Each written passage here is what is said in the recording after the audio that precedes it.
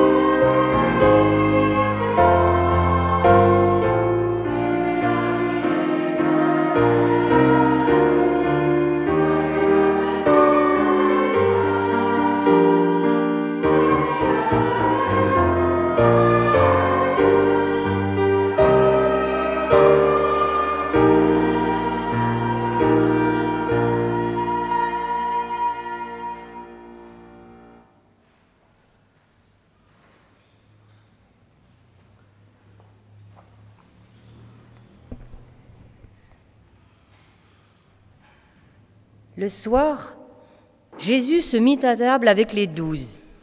Pendant qu'il mangeait, il dit : « Vraiment, je vous l'assure, l'un de vous me trahira. » Les disciples en furent consternés.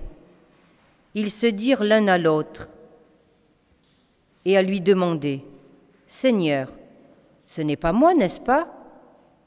En réponse, il leur dit : « C'est un qui a trempé son pain dans le plat avec moi. Lui, il me trahira. Certes, le Fils de l'homme s'en va conformément à ce que les Écritures annoncent à son sujet. Mais malheur à celui qui le trahit.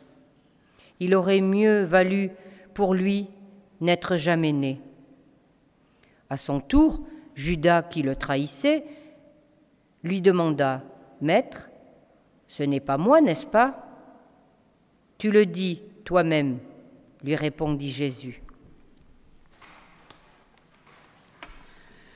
Quand il fut parti, Jésus dit : « Maintenant, la gloire du Fils de l'homme éclate, et Dieu va être glorifié en lui.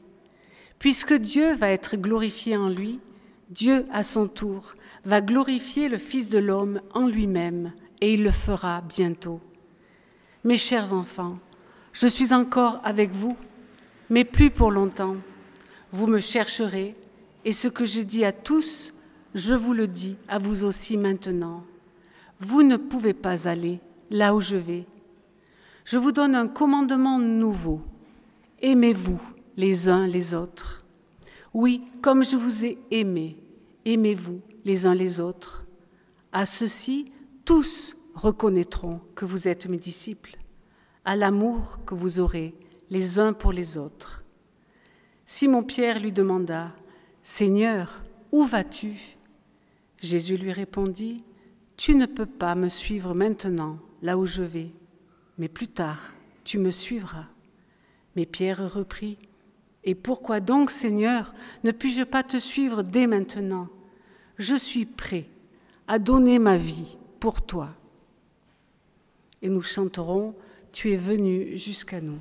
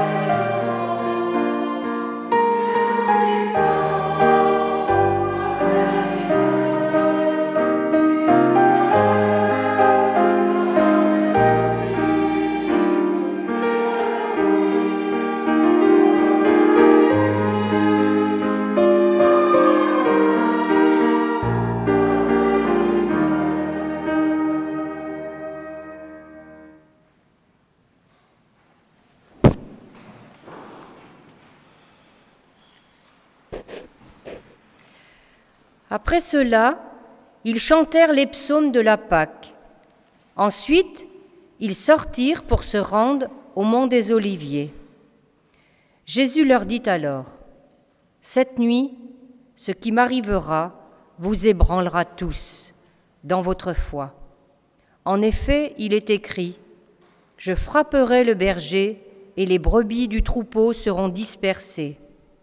Néanmoins, quand je serai ressuscité, je vous précéderai en Galilée. » Pierre prit la parole et il dit, « Même si tous les autres sont ébranlés à cause de ce qui t'arrivera, moi, je ne le serai pas. » Jésus reprit, « Vraiment, je te l'assure, cette nuit même, avant que le coq ait chanté, tu m'auras renié 3 fois. » Pierre réaffirma, « Même s'il me fallait mourir avec toi, je ne te renierai pas. » Et tous les disciples dirent la même chose.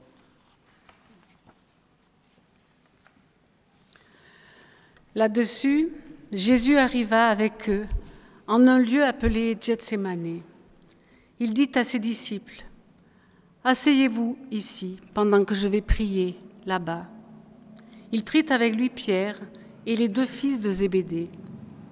Il commença à être envahi d'une profonde tristesse, et l'angoisse le saisit. Alors il leur dit, « Je suis accablé de tristesse à en mourir. Restez ici et veillez avec moi. » Puis il fit quelques pas, se laissa tomber la face contre terre et pria ainsi, « Ô Père, si tu le veux, écarte de moi cette coupe. Toutefois, que les choses se passent non pas comme moi je le veux, mais comme toi tu le veux. » Ensuite, il revint auprès des disciples et les trouva endormis. Il dit à Pierre, « Ainsi, vous n'avez pas été capable de veiller une seule heure avec moi. Veillez et priez pour ne pas céder à la tentation. L'esprit de l'homme est plein de bonne volonté, mais la nature humaine est bien faible. » Puis il s'éloigna une 2e fois et se remit à prier en disant, « Ô mon Père, s'il n'est pas possible que cette coupe me soit épargnée, s'il faut que je la boive, alors que ta volonté soit faite. » Il revint encore vers ses disciples et les trouva de nouveau endormis, car ils avaient tellement sommeil qu'ils n'arrivaient pas à garder les yeux ouverts. Il les laissa donc et s'éloigna de nouveau. Pour la 3e fois, il pria en répétant les mêmes paroles. Lorsqu'il revint auprès de ses disciples, il leur dit, « Vous dormez encore et vous vous reposez.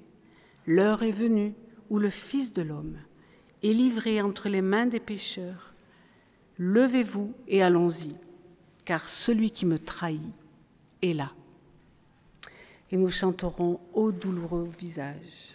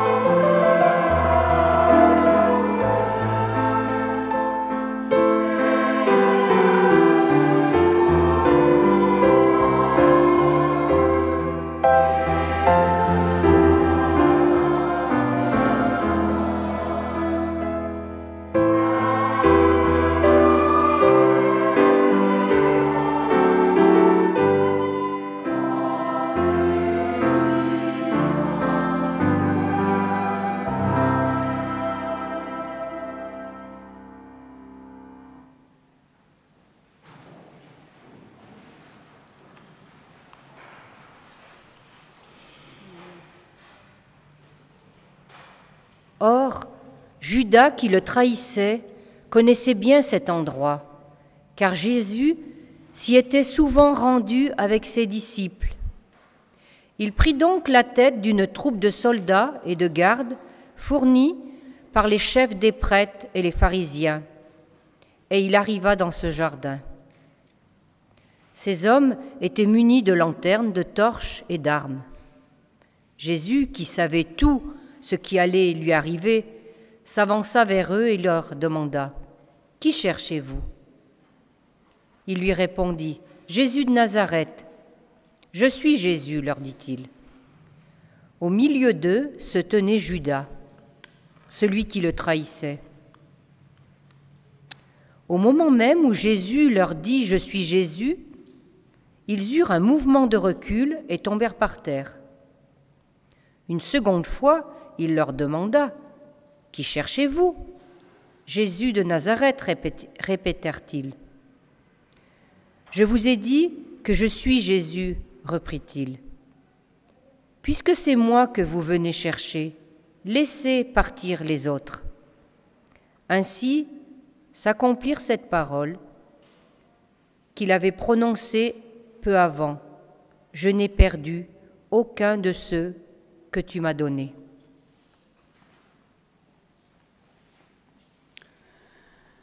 Après avoir ainsi parlé, Jésus leva les yeux au ciel et dit « Père, l'heure est venue, fais éclater la gloire de ton Fils, pour qu'à son tour, le Fils fasse éclater ta gloire.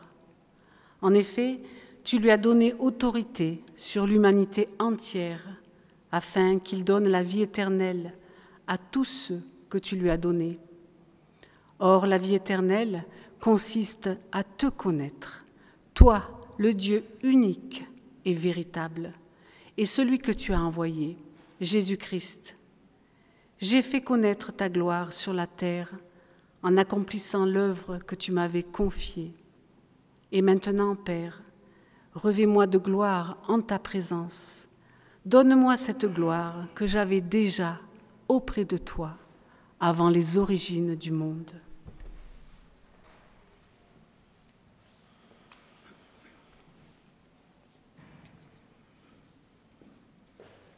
Alors Jésus prie pour ses disciples. « Je leur ai donné la gloire que tu m'as donnée, afin qu'ils soient un, comme toi et moi nous sommes un. Moi en eux et toi en moi. Qu'ils soient parfaitement un, et qu'ainsi le monde puisse reconnaître que c'est toi qui m'as envoyé, et que tu les aimes comme tu m'aimes. Père, mon désir est que ceux que tu m'as donnés soient avec moi, là où je serai, et qu'ils contemplent ma gloire, celle que tu m'as donnée, parce que tu m'as aimé avant la création du monde. Père, toi qui es juste, le monde ne t'a pas connu, mais moi je t'ai connu, et ceux-ci ont compris que c'est toi qui m'as envoyé. Je t'ai fait connaître à eux, et je continuerai à te faire connaître, pour que l'amour que tu m'as témoigné soit en eux, et que soit moi-même en eux. Nous allons chanter sur le mont du Calvaire.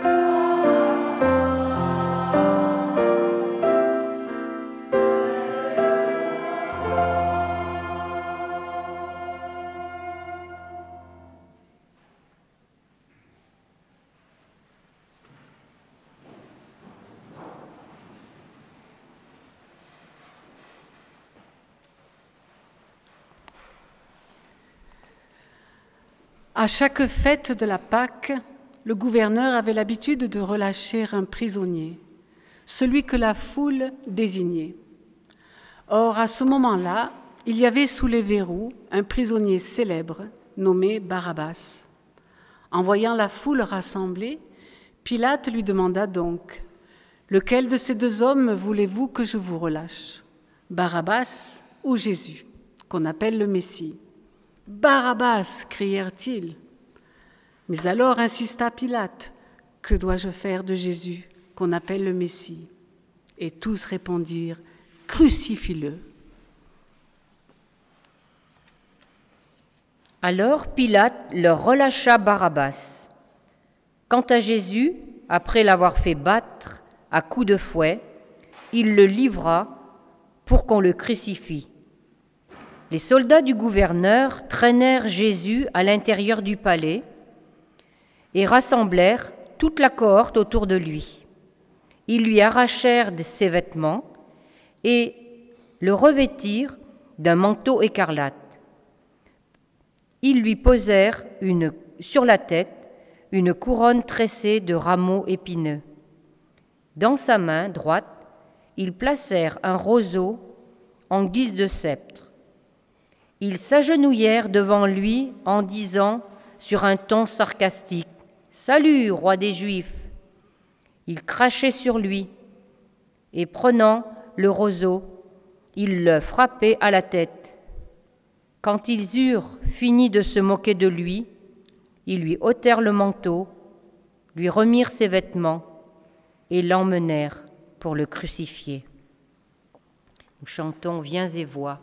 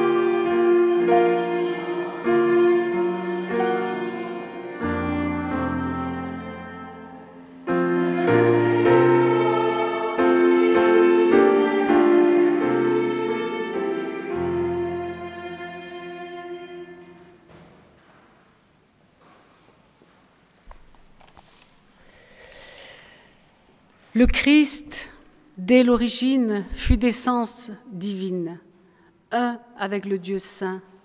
Il avait sa nature, sa gloire sans mesure, ses attributs divins.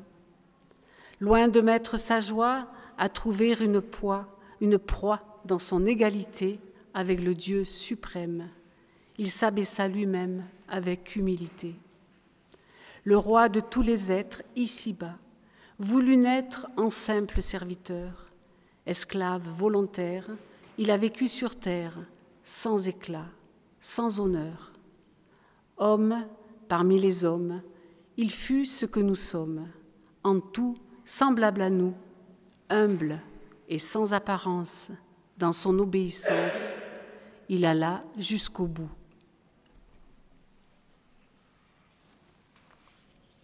Il humilia son âme jusqu'à la mort infâme d'un criminel en croix. Au trône de lumière, il fut par Dieu son Père élevé roi des rois. À lui l'honneur suprême, couronne, diadème, sceptre tout-puissant. Jésus, nom qui surpasse, dans le temps et l'espace, tous les noms existants. Devant Jésus le Maître, un jour devront paraître hommes, anges, démons, dans les cieux, dans ce monde, sous la terre et sous l'onde, tous genoux fléchiront. En Maître, tous l'acclament, toute bouche proclame Jésus-Christ est Seigneur à la gloire du Père. Ciel, enfer, terre exalte le vainqueur. Et nous chantons dans ces jours qui viennent, debout.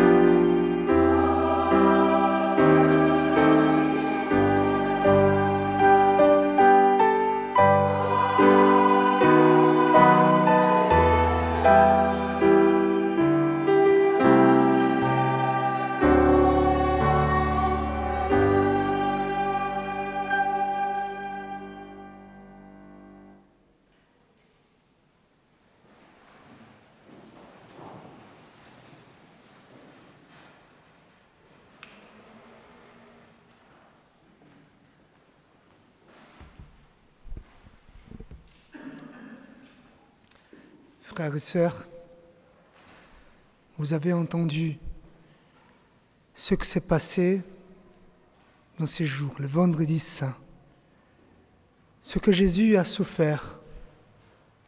En fait, il a beaucoup donné.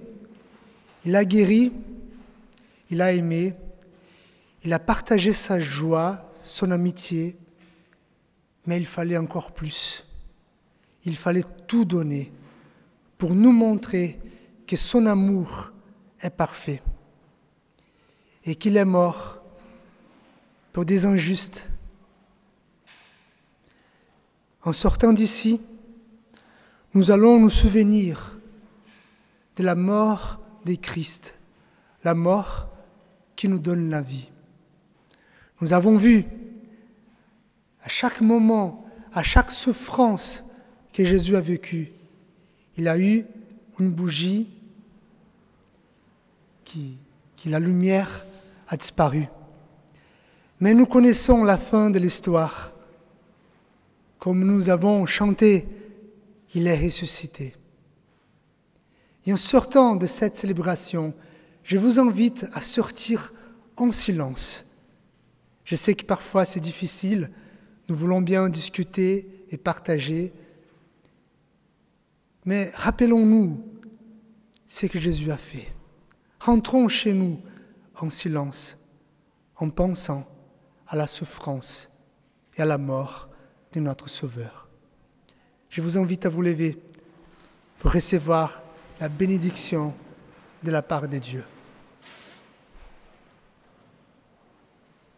Frères et sœurs, remplissez vos cœurs d'espérance, parce que la promesse c'est que Jésus est ressuscité.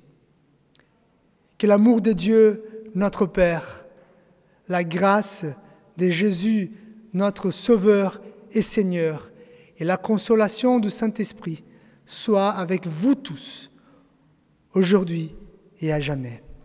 Amen.